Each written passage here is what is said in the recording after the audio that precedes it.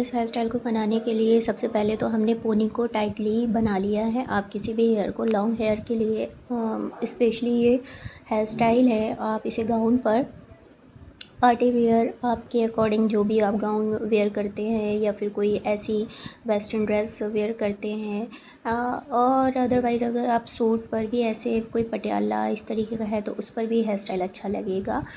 तो आप सबसे पहले क्या करेंगे, सबसे पहले आप पोनी बनाएंगे।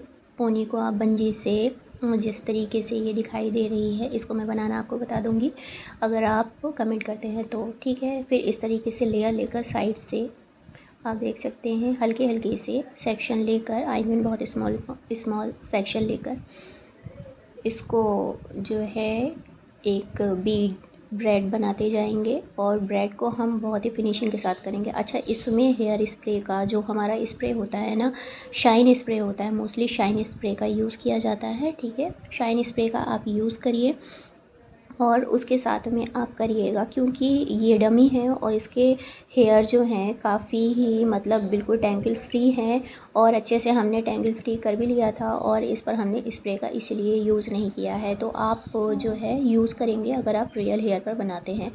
फिर आप क्या करेंगे, साइड से जिस तरीके से ये निकाला जा रहा है इसको निकालेंगे और दूसरी साइड से लेयर को ले जाएंगे, ताकि हम जब इधर से ट्विस्टिंग करेंगे यानी कि बालों को जब हम लेंगे लेयर बाय लेयर इसमें से लेंगे निकाल कर, दूसरी साइड भी ये आएगा। इससे पहले आप मेरे channel JSPC makeup and boutique को सब्सक्राइब कर लीजिए, लाइक कर लीजिए और शेयर करिएगा। ठीक है, और पार्टी से रिलेटेड, मेकअप से रिलेटेड, बुटीक से रिलेटेड वीडियो हम लाते रहते हैं अपने चैनल पर, तो आप हमसे जुड़े।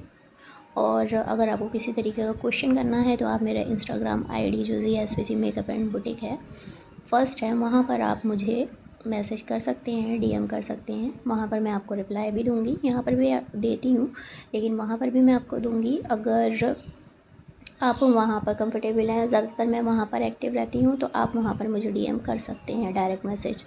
तो आप जो है इस तरीके से लेयर निकालते जाएंगे और इस तरीके से टक कर देंगे। आपको वैसे तो यहाँ पर हम थोड़ी सी हेल्प ले रहे हैं दूसरे की और अदरवाइज़ इसकी ज़रूरत नहीं थी। तो आप इस तरीके से टक कर कर हेयर को बिल्कुल ऐसे क्लीन करेंगे, एक मतलब सेक्शन को बिल्कुल क्लियर करके देखेंगे और फिर उसके बाद में इसको हम आगे का प्रोसेस करेंगे। तो हेयर को हमने चेक कर लिया था, जो भी हमारे हेयर रह गए थे यानी कि जो हमने बीच में से लेयर ली थी उसको भी चेक किया, लास्ट तक बिल्कुल क्लियर कर लिया फिनिशिंग से। अब हमने ठीक उसी तरीके से इसको ट्विस्ट किया यानी कि ब्रेड बनाई इस तरीके से और इसके अंदर हमने एक एक लेयर लेते चले गए। अब जैसे कि पोनी बनाते हैं, मतलब जो बल दिया जाता है नॉर्मल वे पर बोले, तो इस तरीके से आप इसमें हेयर लेंगे और एक एक करके लेयर देते जाएंगे। वैसे तो आपको ये समझ में आ गया होगा, लेकिन लास्ट तक आप इसलिए देखिए क्योंकि जो एक्सेसरीज़ का यूज़ होता है और एक्सेसरीज़ जो होती हैं हमारे हेयर स्टाइल को कंप्लीट करती हैं, और एक्सेसरीज़ का एक ये भी पार्ट होता है कि आप किस तरीके के हेयर स्टाइल पर कौन सी एक्सेसरीज़ का यूज़ करते हैं, इसकी नॉलेज भी होना आपको बहुत ज़रूरी होता है। ऐसा नहीं होता है कि आपके हेयर छोटे हैं या आपके हेड पर एक्सेसरीज़ जो है वो सूट नहीं कर रही है या आपके लुक पर सूट नहीं कर रही है, आपने वही लगा दी।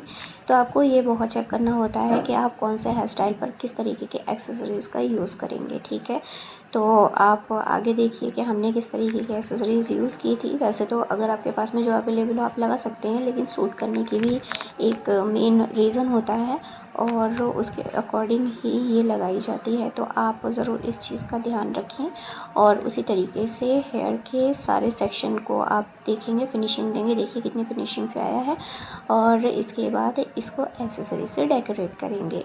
ठीक है, तो आई होप आपको ये समझ में आए और कोई भी प्रॉब्लम हो तो आप मुझे ज़रूर बताइएगा। और कुछ भी अगर आपको इसी तरीके का कोई क्यू करना हो तो आप मुझे इंस्टाग्राम पे मैसेज कर दीजिए, मैं आपको उसका जवाब दूँगी। तो बाय बाय।